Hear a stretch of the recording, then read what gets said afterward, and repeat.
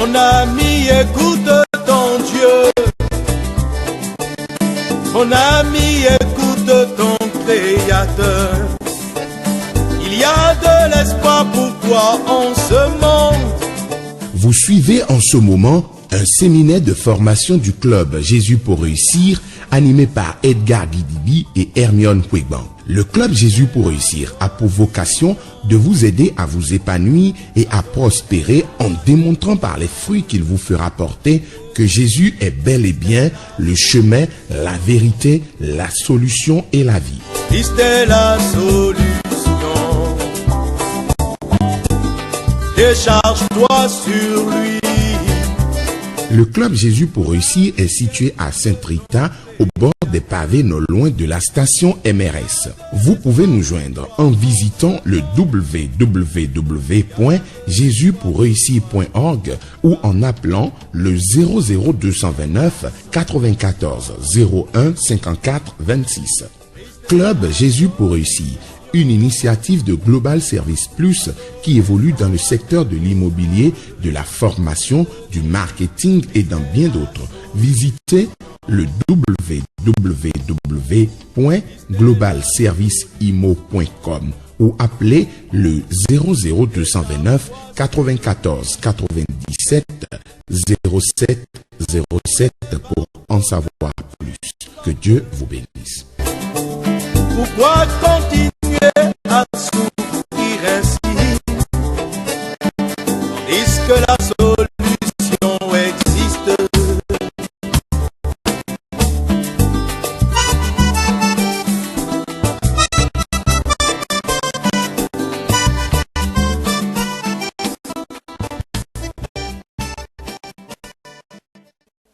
Oui, cher ami. Oui. Moi, je tiens compte du contexte dans lequel on évolue. C'est vrai, tout ce que vous nous dites, et d'ailleurs même, tout à l'heure, vous nous avez demandé d'éviter d'avoir peur.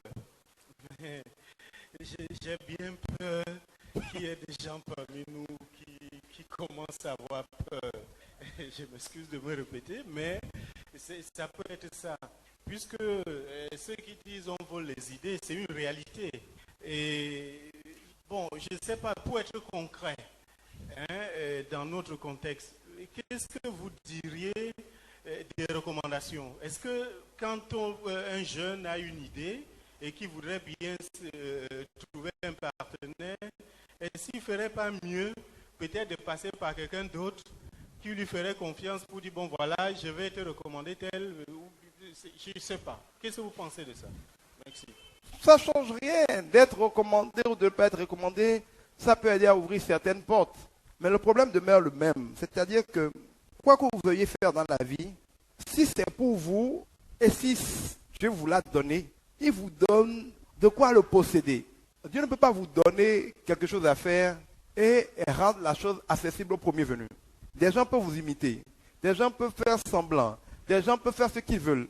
Mais si quelque chose est dans votre vocation, personne n'est censé vous battre dessus. Et Dieu réunit les conditions pour que vous arriviez à ce qu'il veut que vous fassiez, sans pour autant vous faire voler les idées en chemin. Il envoie les gens désintéressés qui peuvent vous aider, des gens qui peuvent être honnêtes avec vous. Et il y a une dimension, je dirais, spirituelle qui fait qu'on ne peut pas par ses propres forces protéger quelque chose quand on est faible. Ou la chose, et souvent c'est Dieu qui le rend possible, il faut qu'il y ait quelque chose qui vous rende indispensable. Si rien ne vous rend indispensable, vous ne pouvez pas négocier. La négociation, c'est que on tient chacun au bout et on est obligé de s'entendre. Et si vous ne tenez aucun bout, il n'y a rien à faire pour que l'autre prenne le tissu et ne parte pas avec. Je ne sais pas si vous voyez ce que je veux dire. Donc, il faut prier pour que si quelque chose est vraiment à vous, Dieu, et il le fait presque toujours, crée lui-même les temps et les circonstances pour que vous puissiez le féconder, grandir avec, le réussir sans en être dépossédé. Mais je ne pense pas que humainement quelqu'un de petit puisse faire quelque chose pour empêcher un grand de prendre une de ses idées parce qu'il a une stratégie. Surtout si vous avez besoin des gens. Donc, je dirais, n'ayez pas peur. Je ne sais pas comment je vais dire ça. Ça ne sert à rien. Parce que dans tous les cas, votre peur, je ne connais aucun jeune qui a pu sécuriser une idée parce qu'il avait eu peur. C'est la perdre. Ou alors, par exemple, les jeunes, ils vont présenter des idées en veillant à cacher des informations sensibles. Mais quand vous cachez des informations sensibles, celui qui vous écoute ne voit pas l'intérieur du projet. Donc il ne vous suit pas non plus. Il n'a pas envie de vous suivre. Donc moi je dis, où on veut travailler avec les autres, on ne veut pas travailler avec eux. Mais il n'y a aucune manière de travailler avec les autres en cachant l'essentiel. Ou vous travaillez avec les autres, vous exposez les choses et vous comptez sur Dieu pour les protéger. Ou vous décidez de ne pas travailler avec les autres et dans ce cas, vous comptez sur Dieu pour vous rendre capable d'avancer tout seul. Mais il n'y a aucune stratégie pour obtenir que les autres vous suivent sans avoir à vous dévoiler. Mais Dieu va permettre, si c'est lui qui vous commande quelque chose, il va vous envoyer, vous voyez avec Marie, Dieu a envoyé des gens comme Marie-Madeleine. Avec Jésus, il a envoyé des gens comme par exemple Jean-Baptiste devant lui. À des gens comme David, Dieu a envoyé Samuel. À des gens comme, comment il s'appelle l'autre roi là, il a envoyé des gens comme Pierre pour leur prêcher l'évangile. Dieu va permettre, si vous avez besoin de quelqu'un pour avancer et que c'est Dieu qui vous a confié un boulot, Dieu vous enverra des gens qui vont vous aider de manière désintéressée, en vous demandant rien. Ou en le faisant parce que Dieu le met à cœur de vous aider. Mais si c'est humainement, ça c'est autre chose. La Bible nous dit que nous ne devons pas compter sur des alliances. La Bible dit quelque part, vous faites des alliances avec l'Égypte, vous comptez sur les cheveux, vous comptez sur les chars, mais vous mobilisez tout ça, mais vous aurez la honte. Parce que c'est dans le calme et la confiance, dans le repos et la tranquillité que se trouve votre force. On ne peut pas monter humainement des alliances et réussir. La Bible dit malheur à celui qui se confie en un homme. Donc, quand vous voulez réussir, Dieu nous dit, ne vous dites pas quel homme peut m'aider. Il n'y a pas d'homme qui peut vous aider. C'est Dieu qui peut vous aider. Quand il décidera de vous aider, il mettra certainement sur votre chemin des hommes qu'il aura préparés, dont il aura touché le cœur pour vous aider de manière désintéressée. Mais l'idée de je veux faire telle chose, sur quel homme je peux compter, la Bible dit malheur à celui qui se confie en un homme. Et beaucoup de gens, il y a même dans la Bible des fois où des rois qui étaient bénis par Dieu, au lieu, face à une guerre, on les attaque, au lieu de demander à Dieu de les aider, ils appellent une armée alliée pour le soutenir. Dieu dit, comme Dieu a appelé l'armée pour t'aider, au lieu de m'appeler pour t'aider, tu perdras. Vous allez vous mettre ensemble, mais vous perdrez. Donc Dieu veut que nous sachions qu'il est l'alpha et l'oméga. C'est lui qui pourvoit. Même si quelqu'un doit vous aider, il faut que ce soit quelqu'un d'envoyé par Dieu. Mais si humainement vous allez chercher à faire des alliances, à chercher des gens sur qui vous pouvez compter, en pensant qu'il est plus simple de compter sur eux que de compter sur Dieu, Dieu permettra qu'ils vous déçoivent pour vous montrer que seul Dieu aide. Et je disais hier aux amis de la présidence qui sont arrivés que l'une des choses que l'échec des gouvernements nous apprend en Afrique que nous n'avons pas encore compris est la suivante. Regardez bien les Africains et même dans le monde entier, les gens rêvent d'avoir des présidents de Dieu. Les peuples rêvent d'un chef qui fait pour eux ce qu'un homme intelligent et sage ne devrait attendre que de Dieu. Les gens attendent des chefs d'État qui aient la sagesse de Dieu, qui c'est-à-dire, j'ai même déjà entendu dire, j'étais encore dans le système à l'époque, que bon, le chef est plus rapide que Dieu, est plus généreux que Dieu. C'est pour vous dire. Donc, quand un peuple se réunit et fait à Dieu l'affront de considérer que mon Dieu, lui, là-bas, on n'a pas besoin de lui, nous cherchons, c'est l'histoire de Saül, lisez l'histoire de Saül dans la Bible. L'histoire de Saül, c'est l'histoire du peuple d'Israël qui dit, bon, maintenant, les histoires d'être dirigées par des souverains sacrificateurs, non pas des représentants de Dieu, on n'en veut plus. Nous-mêmes, on veut un roi maintenant. Un homme qui peut nous diriger. Dieu dit, vous êtes sûr? Il va vous brimer, il va vous maltraiter, il sera injuste, il prendra vos biens, il va vous taxer, il va prendre vos impôts, il sera criminel. Vous voulez? Dieu dit, les hommes disent, non, il n'y a pas de problème, donne-moi un chef, on veut un chef. Les problèmes vont être réglés, tout va changer. J'ai dit ça moi aussi, que Dieu nous pardonne. D'accord? Donc, à partir du moment où l'homme oublie Dieu et dit, nous allons trouver le héros qui va, avec ou sans Dieu, nous sauver, c'est comme si collectivement nous défions Dieu de nous laisser regarder quelqu'un qui peut le remplacer. Dieu ne peut jamais le permettre. Parce que s'il le permet, les gens oublieront Dieu. Si un pays qui se moque de Dieu trouve un homme qui fait pour lui tout ce que seul Dieu peut faire pour les gens, ils vont adorer. Et dans les empires où des hommes sont devenus un peu puissants, ils ont toujours fini par faire des statues, des photos à leurs effigies, parce que dès que, regardez en Libye comme ça, dès qu'un gars est capable d'apporter aux gens la prospérité, il devient une idole. Et ce n'est pas pour rien que beaucoup de rois sont devenus des idoles, se faisant passer pour Dieu. Donc Dieu, s'il aime des gens, est obligé de briser toute relation compromettante. Dans la vie, par exemple, quand vous rencontrez le Seigneur, il y a des alliances, des relations que vous avez que Dieu brise. Il y a des choses que vous avez avec des gens que Dieu brise. Simplement pour vous apprendre à ne pas vous fier à un homme. Vous allez arriver à des moments où, par exemple, vous découvrez un pasteur. Vous l'aimez tellement que vous oubliez quasiment qu'il n'est pas Dieu. Vous pensez que c'est un homme parfait. Dieu va créer des problèmes de vous.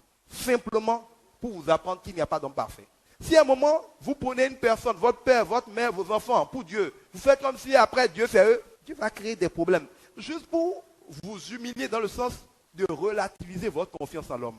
La Bible dit, malheur à celui qui se confie à un homme.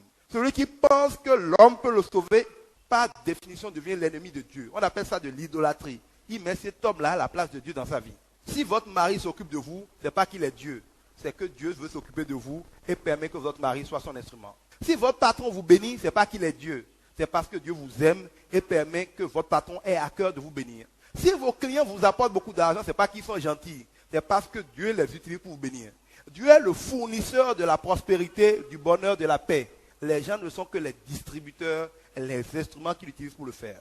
Un chef d'État, selon le cœur de Dieu, comme David, c'est un homme qui aime Dieu et qui n'est que la marionnette de Dieu. Si un chef n'est que la marionnette de Dieu, c'est Dieu lui-même qui dirige la nation. Ça se passe comme avec David. Mais si un chef qui ne connaît pas Dieu vient et veut démontrer aux gens que sans Dieu, lui, il est capable de régler les problèmes, Dieu s'assure qu'on se rende compte que c'est impossible. Tant que les peuples rêveront d'avoir des chefs Dieu, ils seront déçus parce qu'il n'y a que Dieu qui est fidèle. Nous reprochons aux chefs d'être infidèles, d'être imparfaits, d'être pécheurs, d'être capricieux. Mais c'est dans la nature humaine. En fait, c'est même de la bêtise que de croire qu'un chef, à part qu'il soit utilisé par Dieu, puisse être autre chose. C'est Dieu qui établit les autorités. Mais dans la démocratie, les hommes veulent établir leurs autorités. Les gens se réunissent, plus ils sont bêtes, plus le choix est bête. Nous savons tous, on nous l'enseigne en sociologie, un groupe est toujours plus bête qu'un individu. Quand vous prenez par exemple l'effet grégaire, une foule peut tuer quelqu'un, le lapider. Chacun rentre dans sa maison sans aucun problème de conscience. Mais vous prenez un seul individu, il ne peut pas tuer le même individu. La foule n'est pas définition bête. Plus les gens sont nombreux, plus ils sont bêtes. Regardez dans la Bible, dès qu'ils s'attroupent, ils sont bêtes. Il faut que Dieu vienne frapper pour qu'ils se calment. Ils contestent Moïse, ils contestent. La foule est toujours bête et idiote. Le diable prend facilement le contrôle des foules. Mais un homme, ça lui est plus difficile. La démocratie est un système diabolique qui établit que la foule bête a l'autorité. Regardez dans la Bible, Dieu n'a jamais travaillé avec un groupe. Il choisit quelqu'un qui est loin, qui est son seul interlocuteur.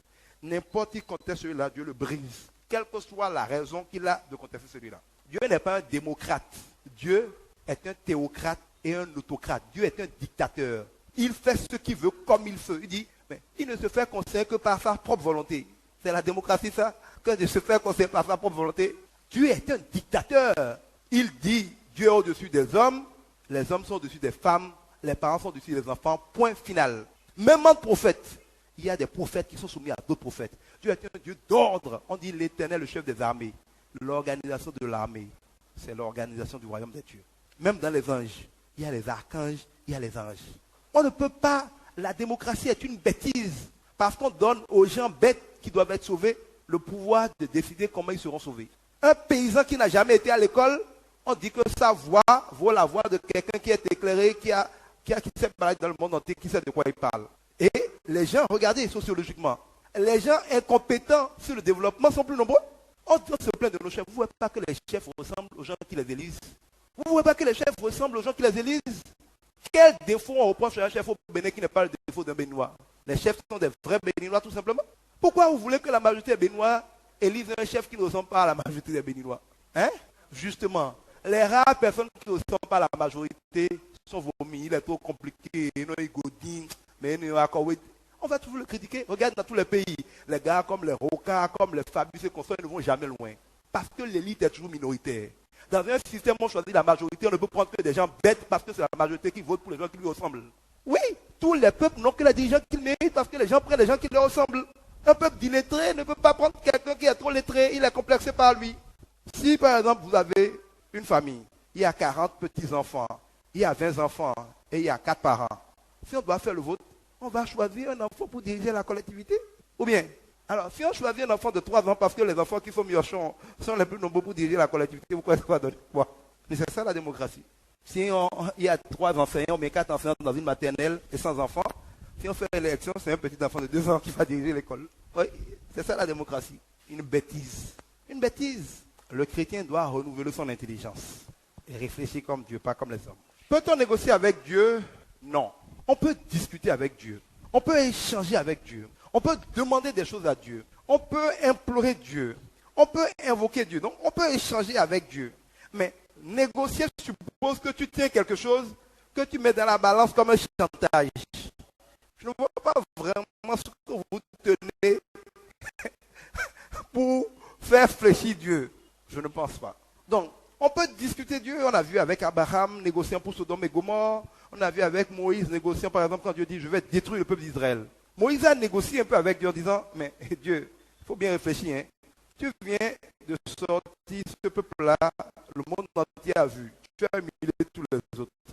Maintenant, le peuple t'élève, tu les détruis. » Les gens vont dire « Mais qui est ce Dieu-là qui sauve les gens en tuant tout le monde pour ensuite tuer ceux qu'il a sauvés? Ils vont se moquer de toi, Seigneur. » Et Dieu dit « C'est vrai quand même. Ok, je ne les détruis pas. » Mais, donc, quelque part, il a fait changer de décision à Dieu. Mais est-ce que c'est la négociation au sens de, voilà, on tire pour équilibrer les forces? Non. Je pense que c'est de la supplication. Il a plaidé. D'ailleurs, la Bible dit, venez plaidons.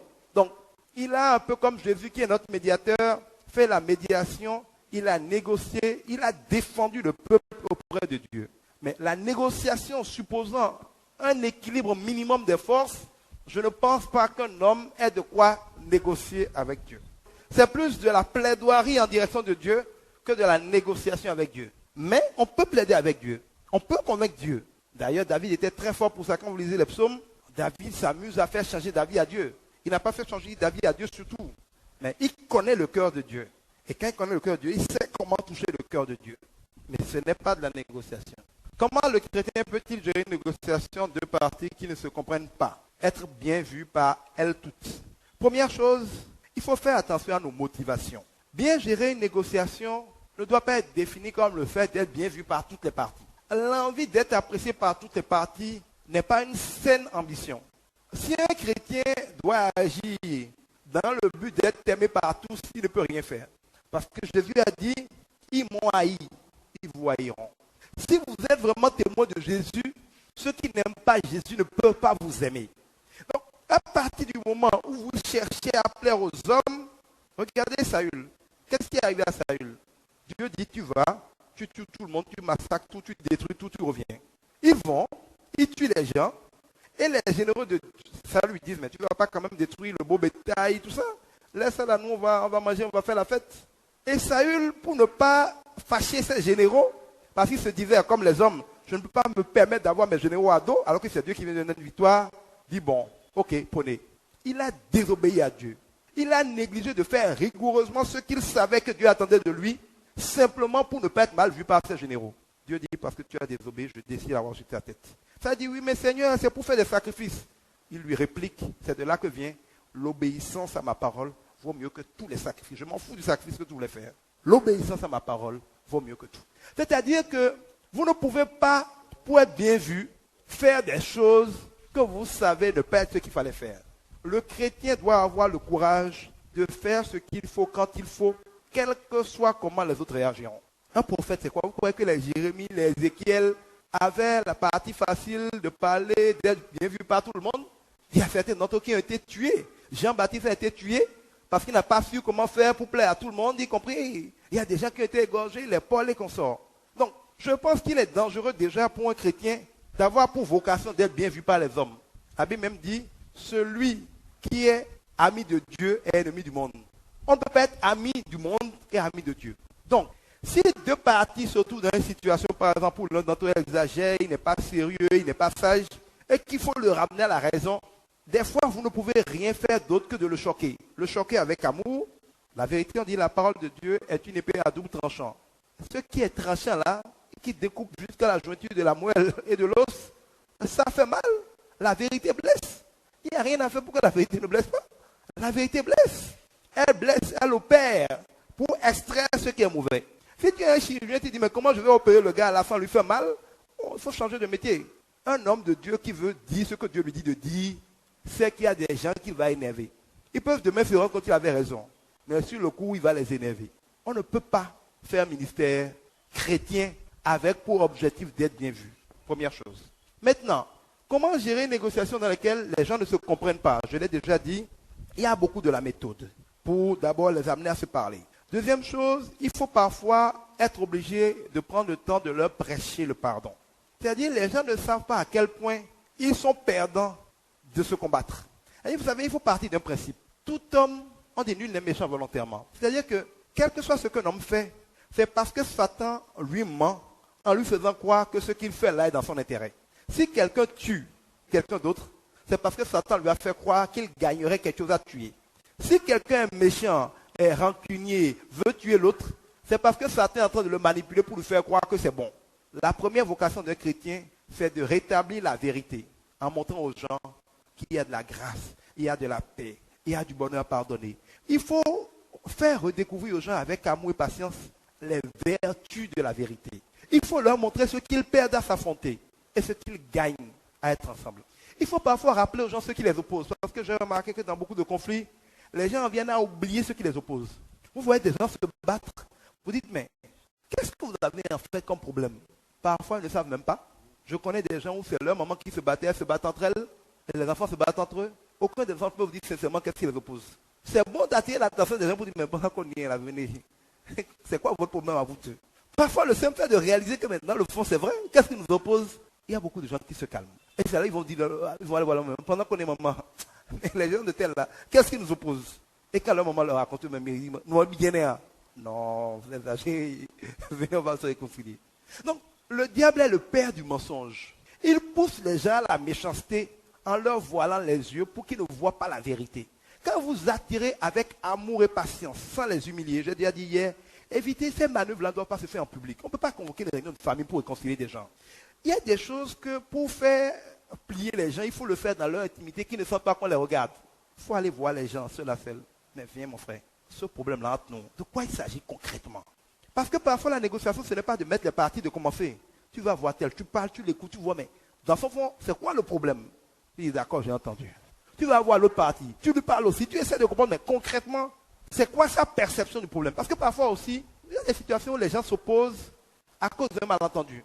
Ils croient qu'ils se détestent alors que les choses sont parties sur une incompréhension où personne ne voulait nécessairement faire mal à l'autre. Mais parce qu'ils ont commencé à se battre, ils n'ont jamais eu l'occasion de se rencontrer, de se dire objectivement de quoi il s'agit et de réaliser que dans le fond, ils n'ont pas de problème. Donc, il faut faire le tour des parties. Parfois, des personnes qui étaient témoins, tout ça, dans la discrétion pour comprendre. Je pense que la première chose à faire pour faire de la médiation, c'est de comprendre. Il y a des gens qui sont ennemis. Moi, j'ai par exemple vu ma grand-mère, père à son âme. Nous, quand on était enfants, on allait fêter tous les 1er janvier à Porte-Nouveau, parce que ma mère a grandi à Porte-Nouveau. Mais ma grand-mère, qui est de Saint-Valois, n'est même pas d'Abomey, même s'il paraît que les Saint-Valois viennent d'Abomey, ne nous a jamais suivis pour aller fêter à Porte-Nouveau. Elle vivait avec nous depuis peut-être 20 ans, 25 ans, 30 ans. Elle est avec nous à toutes les activités. Mais quand on va fêter à Porte-Nouveau, elle n'est jamais partie de sa vie une seule fois à Porte-Nouveau. Elle finit par dire, pourquoi grand-maman ne va jamais à Porte-Nouveau? Ma grand-mère se fie au conflit historique entre les rois d'Abomey et les rois de Porte-Nouveau, et par fidélité à ses ancêtres, estime qu'elle ne peut pas mettre pied à Porte-Nouveau. C'est même pas ce qu'elle même sait à ceux qui opposaient les gens de Porte-Nouveau et d'Abomey. Mais elle sait que par fidélité à ses aïeux qui disaient que les Porte-Nouviers sont ci, les Porte-Nouviers sont ça, elle ne mettra pas pied de son vivant à Porte-Nouveau. Et il y a plein de choses comme ça, c'est parfois du ridicule. Donc je crois qu'il y a un travail, pour faire de la médiation, il faut d'abord se documenter pour comprendre d'où viennent les problèmes. Et parfois, on découvre encore plus que les parties concernées sur leurs problèmes. Comment c'est né, comment ça a grandi, comment ça a pourri. Quand vous avez compris ce qui se passait, vous pouvez savoir quelle peut être la solution. Parfois, elle est facile, parfois, elle est compliquée. Mais vous ne pouvez pas faire un plan d'action pour régler un problème quand vous n'avez pas compris le problème. Et le problème n'est jamais limité à ce qu'on en voit. Les vrais enjeux sont derrière. Vous avez par exemple des gens qui se battent à mort parce que vous avez l'impression qu'ils sont politiquement opposés. Mais allez chercher, c'est un problème de femmes qui les oppose. Si vous essayez de les réconcilier sur le fond politique, vous perdez votre temps parce que leur vrai problème n'est pas politique. Vous avez par exemple des couples qui se séparent, on dit oui, parce que l'autre ne me respecte pas, parce que l'autre m'a insulté. Quand quelqu'un vient et dit, mais venez, quel est votre problème? Tu découvres que c'est parce qu'ils sont incompatibles au lit simplement. Mais ils ne vous le diront jamais quand vous expliquez qu'est-ce qui les oppose. Mais tu fouilles, tu verras que c'est simplement des problèmes de sexe qui les opposent. Mais aucun d'entre eux ne te le dira. Quand tu demandes, mais chacun dira les conséquences du problème. Mais il faut d'abord aller mettre le doigt sur le problème pour les aider. Donc, le médiateur doit se documenter pour comprendre qu'est-ce qui bloque. En partant du principe, parce que ça c'est quelque chose qu'on oublie souvent, nul n'est méchant volontairement. Si quelqu'un est méchant, c'est parce que Satan le tient, parce que Satan le manipule, parce que Satan l'utilise. Et si vous devez prier, parce qu'un médiateur doit aussi prier pour que le Saint-Esprit agisse, c'est lui qui incline les cœurs. C'est lui qui est capable de disposer le cœur même de vos ennemis en votre faveur. Pour qu'il y ait de la réconciliation, il faut qu'un travail se fasse dans les cœurs. Celui qui peut travailler dans les cœurs, c'est le Saint-Esprit. Donc quand vous voulez faire œuvre de paix, vous devez demander au Saint-Esprit de vous aider, de toucher les cœurs, de vous révéler des choses, de prédisposer les gens, de calmer des gens, d'apaiser les gens. Vous devez vous-même démontrer de l'amour. Vous devez aussi forcer parfois l'amour, c'est-à-dire quand vous venez vous dites, bon, en commençant, on va d'abord chacun se saluer, on va s'embrasser. C'est des choses qui n'ont l'air de rien. Mais de forcer, d'abord même mécaniquement, l'amour peut déclencher quelque chose. Vous devez chercher aussi dans chaque camp, il y a toujours des faucons, il y a des colombes. Dans chaque camp, il y a des gens qui sont offensifs, eux ils veulent la guerre. Mais il y a toujours dans chaque camp des gens qui sont un peu plus modérés. Eux, si ça en tenait qu'à eux, on aurait fait la paix depuis, mais ils ne veulent pas parler. Vous devez repérer dans chaque camp les colombes et utiliser les colombes comme des leviers sur lesquels vous appuyez dans chaque camp pour faire d'abord la paix entre les colombes. Quand les colombes se rencontrent, ils disent, bon, toi-même tu as vu, non, on aurait dû s'attendre depuis. Quand les colombes se sont entendues, elles peuvent vous aider à convaincre les faucons. Mais si vous mélangez les colombes et les faucons dans une négociation, vous ne trouverez jamais d'accord. Là où les colombes voudront faire des concessions, les colombes diront non, ça ne passe pas. On laisse tout tomber. Donc parfois, il faut dissocier les colombes des faucons, ce qui suppose qu'on les repère, et travailler avec les colombes pour sceller des choses avant d'attaquer les faucons. Parce que dans tous les cas, il y a des faucons. Ce n'est pas qu'on va ignorer les faucons, mais il faut pouvoir comprendre toutes ces petites choses-là avant d'arriver à faire la paix. Donc c'est compliqué, ce n'est pas simple, mais c'est tout cela qui doit être fait, et vous devez savoir que réconcilier les gens, c'est faire une œuvre de paix. Et Dieu dit heureux celui qui crée la paix. Donc c'est Dieu, c'est Jésus lui-même qui est le prince de paix. Quand vous voulez faire la paix, sachez que vous voulez faire sa volonté. Vous n'avez pas besoin de supplier quelqu'un pour faire sa volonté. Si votre but c'est de créer l'amour, Dieu vous aidera forcément si vous le lui demandez. Donc dans ces choses-là, si votre but n'est vraiment que de créer la paix, priez avec la foi. Il n'y a rien à faire, va vous exaucer, puisque lui il est le prince de la paix. Profil d'un négociateur de métier, on a parlé beaucoup déjà du profil d'un négociateur. Plan d'action, on en a parlé déjà, il faut se préparer. Alors, comment négocier avec un supérieur, quelqu'un qui a plus de pouvoir? D'abord, on l'a déjà dit, négociation suppose rapport de force, suppose équilibre des forces. Si quelqu'un a tout, que tu n'as rien, tu ne peux pas négocier avec lui. Tu peux faire des doléances, tu peux faire des réclamations, tu peux supplier, tu peux invoquer, mais tu ne négocies pas quand tu n'as rien à mettre dans la balance. On ne parle de négociation que quand il y a un rapport de force équilibré, ou en tout cas, ce n'est pas complètement, totalement haut, quelque part, totalement bas de l'autre côté. Si vous êtes dans un environnement, par exemple, dans un pays, où, comme dans certains secteurs, on a besoin de compétences pointues, des gens de votre profil sont rares. Il y a par exemple des domaines où, si tu perds un technicien de telle chose, tu vas chercher pendant des années avant d'en trouver. Dans ces domaines-là, les techniciens font les malins, parce qu'ils savent que tu ne peux pas te fâcher et les faire partir comme ça. Mais quand dans un environnement, il y a plein de chômeurs, quelqu'un s'en va aujourd'hui, demain matin, il y a 4 personnes, 10 personnes qui attendent, un employeur ne peut pas faire le malin. Si tu es un professeur, on sait que bon, tu es un professeur comme tous les professeurs. Si on te choisit, on a un autre professeur demain. Ce n'est pas la même chose que si les gens... Écoutez, il y a des médecins qui sont dans un hôpital. Par exemple, vous êtes le seul neurologue de l'Afrique. Vous pouvez faire le malin. On sait que si ce n'est pas vous, on a voulu faire évacuation sanitaire, c'est 20 millions, c'est 30 millions. Tu peux faire le malin quand tu t'appelles. Mais si déjà à Cotonou, il y a 40 neurologues, tu ne peux plus faire le malin dans certaines proportions. Donc, on ne peut négocier avec un supérieur, avec un partenaire, c'est la même chose que dans la mesure où on pèse quelque chose. Ce qu'on pèse, ce n'est pas forcément l'argent. Si tu es tellement efficace que quand tu n'es pas là, le patron sent que quelque chose manque, tu peux négocier. Moi, je suis un patron. Il y a des choses que, ce n'est pas qu'on supporte n'importe quel caprice. Il y a des choses que je peux permettre à certains que je ne permettrai jamais à d'autres. Quand un collaborateur est décisif dans ton dispositif, même quand il déconne, tu es tenté de l'appeler et de le rappeler à l'ordre. Quand quelqu'un ne sert à rien, il déconne, tu le vis, parce que dans tous les cas, c'est bon débarras. Il faut bien être conscient de cela. La seule manière professionnellement de pouvoir négocier, c'est de valoir. On sait que quand tu bouges, j'ai mon directeur technique qui est parti il y a 2 jours. Mon épouse m'a déjà dit aujourd'hui 10 fois, les congés de Mika se terminent quand? Il est parti il y a 2 jours, le pauvre, il a un voyage de noces. Il a demandé 1 semaine, je lui ai donné 2 semaines parce qu'il travaille trop. Quand même, il ne faut pas que sa femme détruise son entreprise. Parce que franchement, il faut les laisser au moins faire voyage de noces. Il a demandé 1 semaine, je lui ai donné 2 semaines. On est jeudi, ça fait 4 jours qu'il est parti. Elle m'a déjà demandé aujourd'hui 10 fois quand est-ce qu'il revient. Ça veut dire que même si je voulais le virer, je vais réfléchir par 2 fois. Au minimum, je vais penser à le remplacer d'abord. Mais il y a des gens, je les remplace, je les chasse. Il faut même qu'on me rappelle demain. Il y a des gens, mais telle personne, je ne me rappelle même plus son nom. J'ai des collaborateurs qui sont passés à Global, je ne me rappelle même plus leur nom. Ils sont partis il n'y a même pas un mois. Il y a des gens, ils sont en congé, ils sont absents, on ne se rend même pas compte. Mais il y a des gens, vous ne les voyez pas une journée, on sent que quelque chose s'est passé. Si vous travaillez par exemple quelque part, vous êtes en congé, on vous appelle 4 fois par jour, vous pouvez être heureux, vous avez de la valeur. Mais vous êtes en congé pendant un mois, personne ne vous appelle du boulot pour vous poser une question, vous avez intérêt à vous saisir. Vous n'êtes pas loin d'être viré. Donc, même professionnellement, même dans une entreprise, ce que vous valez pour l'entreprise détermine votre poids. Évidemment, si vous valez quelque chose, et que parce que vous valez quelque chose, vous faites tout le temps du chantage, qu'est-ce qui va se passer? Que ce soit votre patron ou votre femme. Je donne un exemple. Ça arrive beaucoup dans les couples. Et ça arrive souvent aux femmes, ça. Il y a des femmes, dès que leur mari les énerve, je veux partir. Si tu continues, je vais partir. Si tu continues, je vais partir. Qu'est-ce qui se passe? Elles ne font ça que parce qu'elles savent que le mari n'est pas prêt à partir et que l'idée de partir lui fait peur. Sinon, elle ne peut pas menacer de partir. C'est peut-être vrai au départ. Mais j'ai dit hier que quand on a peur, qu'est-ce qu'un cerveau intelligent fait? 1. De quoi ai-je peur? 2. C'est quoi le pire qui puisse m'arriver? 3. Que ferais-je si le pire arrivait? Au début, le gars a peur de divorcer. Tu le menaces, tu le menaces. À force de ça tous les jours, il va finir par dire, mais pendant qu'on y est, c'est quoi le pire? De quoi ai-je peur? De me retrouver seul. Quel est le pire ou bien de divorcer ou je ne sais pas trop quoi? Qu'elle parte vraiment. Quel est le pire qui puisse arriver? C'est qu'elle parte. Que ferait si elle part? J'en cherche une autre. Qu'est-ce qu'il fait? Aujourd'hui, il commence à chercher une autre. Plus tu menaces de partir, plus aujourd'hui, il commencera à chercher une autre pour ne pas être surpris. Le problème, c'est qu'en règle générale, il trouve une autre avant que toi, tu ne sois prêt à partir. Et dès qu'il a trouvé une autre, c'est lui qui commence à se comporter, même s'il ne dit pas dans le genre, et tu crois que c'est toujours l'ancien homme que tu connaissais. Donc tu crois que ce n'est qu'une manière de parler. Sors de la maison, tu ne reviendras jamais. Parce que quand vous êtes en position de force et que vous en abusez, si votre vis-à-vis n'est pas idiot, il développe un plan B. Quand par exemple les Américains se rendent compte que les réserves pétrolières diminuent et qu'ils sont trop dépendants des Arabes, ils investissent dans le solaire, dans les énergies nucléaires qu'on sort. Parce qu'aujourd'hui, ils sont tenus par ça. Mais ils n'ont pas l'intention d'être toujours tenus par ça. Ils développent un plan B. En règle générale, leur plan B sera prêt avant que les Arabes n'aient fini de faire le malin. C'est valable en situation de travail. Vous êtes très important, c'est bon.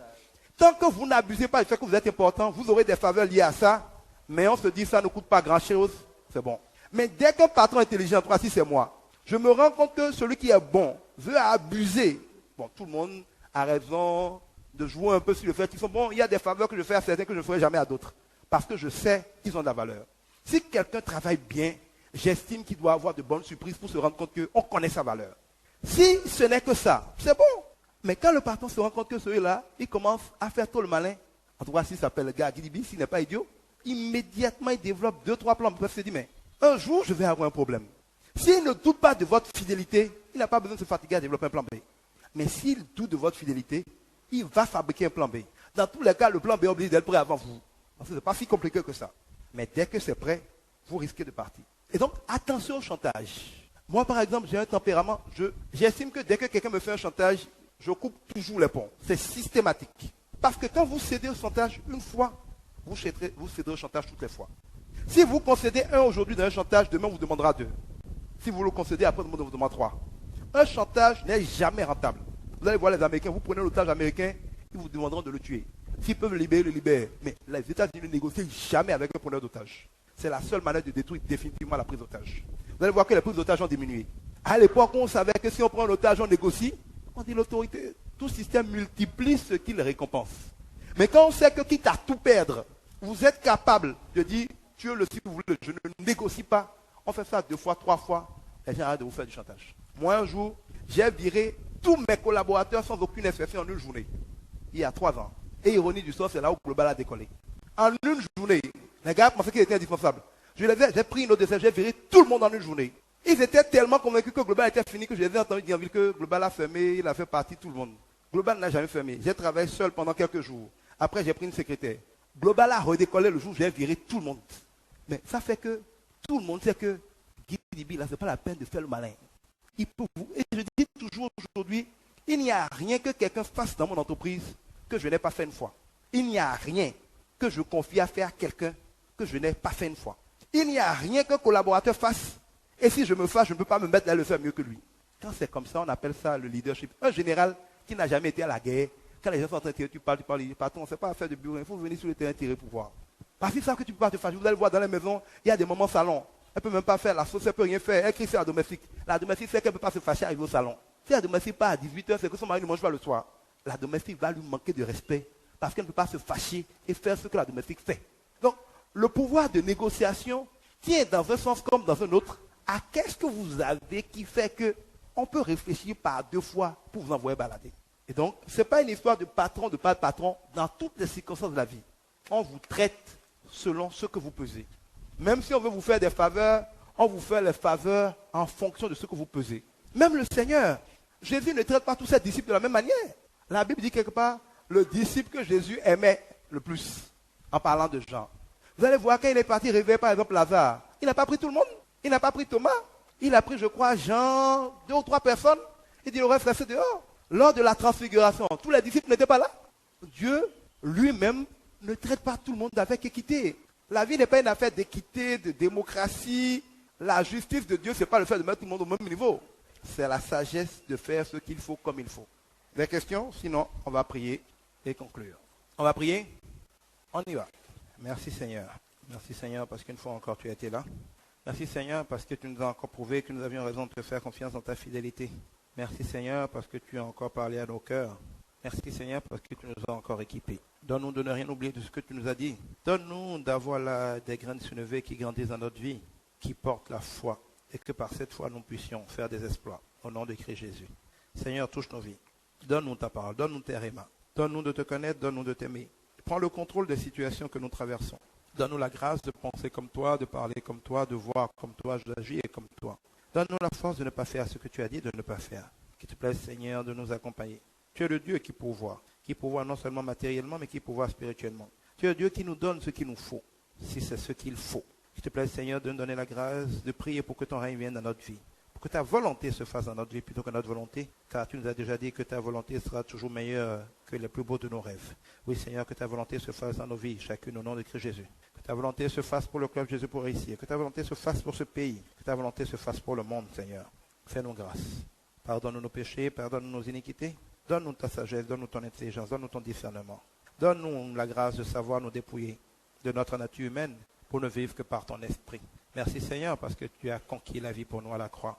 Merci Seigneur parce que tu nous donnes d'être héritiers de cette puissance. Merci Seigneur parce que tu nous apprends à nous concentrer sur la croix. Tu nous aides à manifester le pouvoir de la croix. Tu nous aides à être de ces enfants de Dieu dont le monde attend avec un impatient désir la révélation. Seigneur, prends le contrôle de nos vies. Fais des choses dans nos vies. Donne-nous d'être sujets de témoignage. Donne-nous de voir notre vie se transformer. Et donne-nous la grâce de voir ce que tu transformes dans notre vie. Fais de nous des sujets de témoignage. Fais de nous des fruits qui attirent d'autres personnes dans ta vie. Seigneur, nous allons rentrer, protège-nous, protège nos allées et nos retours. Que tes anges campent autour de nous et veillent à ce que nos pieds n'ottent contre aucune pierre. Seigneur, donne à chacun de nous dans son travail. Donne à chacun de nous dans ses affaires. Donne à chacun de nous dans son couple. Donne à chacun de nous dans sa maison. Donne à chacun de nous dans ce pays ton intelligence, ta sagesse, ton amour. Que ton pardon nous apprenne à pardonner. Que ton amour nous transforme et nous donne un cœur de chair plutôt qu'un cœur de pierre. Donne à chacun de nous d'être des faiseurs de paix, des faiseurs de joie. Seigneur, utilise-nous puissamment. Fais-nous la grâce de nous laisser utiliser par toi. Car c'est toi qui donnes le pouvoir et le vouloir aussi, Seigneur.